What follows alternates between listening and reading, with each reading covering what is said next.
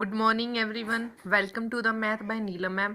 हम हमारी एक्सरसाइज 9.1 को कंटिन्यू करेंगे। हम 12 क्वेश्चन तक कर चुके हैं, अब हम 13 से स्टार्ट करेंगे। अगर जिसने पीछे वाले क्वेश्चन नहीं करे हो तो वो हमारी पीछे वाली वीडियो को देख सकता है।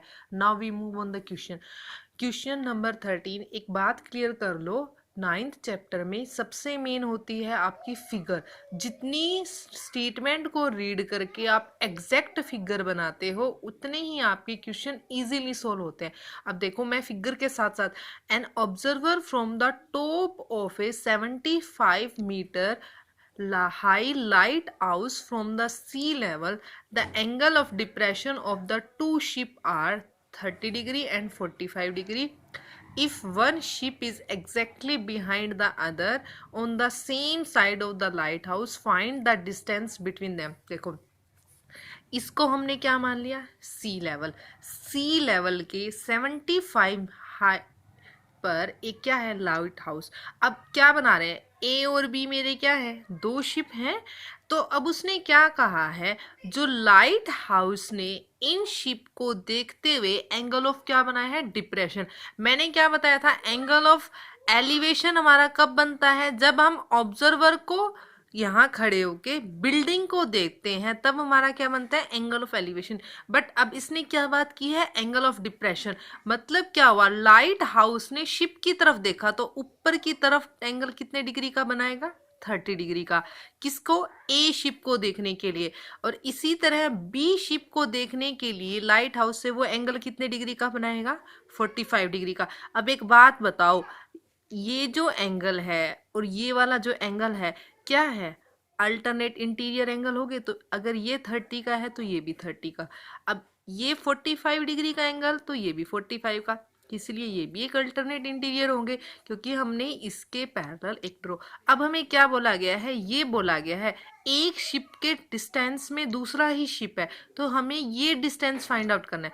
अब एक बात बताओ, अगर मैं ये ट्रायंगल बी डी सी लूँ, मेरे पास इसमें हाइट गिवन है, मेरे पास क्या गिवन नहीं है, बेस। तो हम क्या लगा देंगे इस ट्रायंगल को देखते हुए, टेंजेंट सी डी अपॉन में बी सी अपॉन में वाई। इस वाई की वैल्यू क्या आ गई, 1, क्योंकि टेंजेंट 45 मेरा क्या होता है, 1। अब हम दोबारा गए D A C. D A सी में हमारे पास डी सी गिवन है और ए सी नहीं है, तो डी सी अपॉन में ए सी। अब जो आपकी ए सी है, ए बी प्लस में बी सी से मिलके बनी है। ए बी आपका क्या है, एक्स, बी सी आपका क्या है, वाई, एंगल क्या है, 30।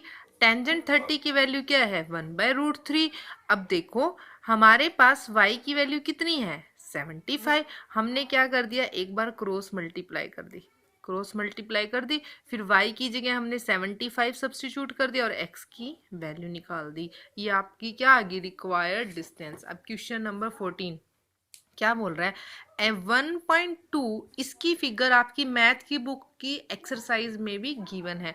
F1.2, tall girl sport a balloon moving with a wind in a horizontal line at a height 88.2 from the ground. The angle of elevation of the balloon from the eyes of the girl at any instant is 60°.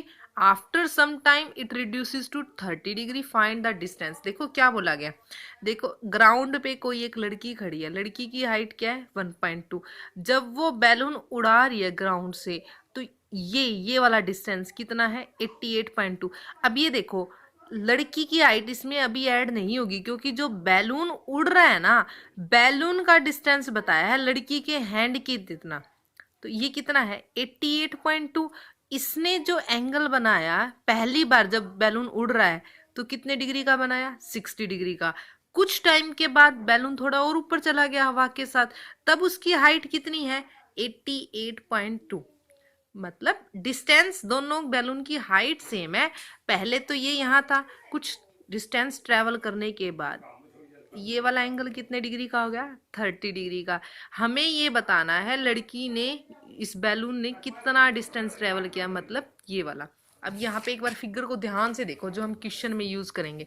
देखो ए से B जो height है वो मेरी किसकी है, girl की, और जो ई से जी है या फिर एफ से सी है वो मेरी क्या है, बैलून की हाइट कितनी गिवन है, 88.2।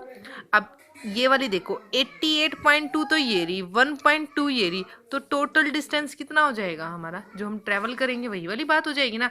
अब यही बात है, हमें निकालना क्या है, हमें ये जी से सी बैलून ने कितना डिस्टेंस ट्रेवल किया। अब एक बात बताओ, ये देखो बैलून की ये टोटल हाइट कितनी थी, 88.2 मीटर थी ना। अब इतनी तो लड़की की हाइट है, तो जो गुब्बारा उड़ रहा है, तो हम 88.2 में से 1.2 सब्सट्रैक्ट करेंगे तभी निकलेगी हमारी 87। तो ये भी 87 है, सॉरी मैंने यहाँ पे देखा नहीं, मैं पूरी लिख गई।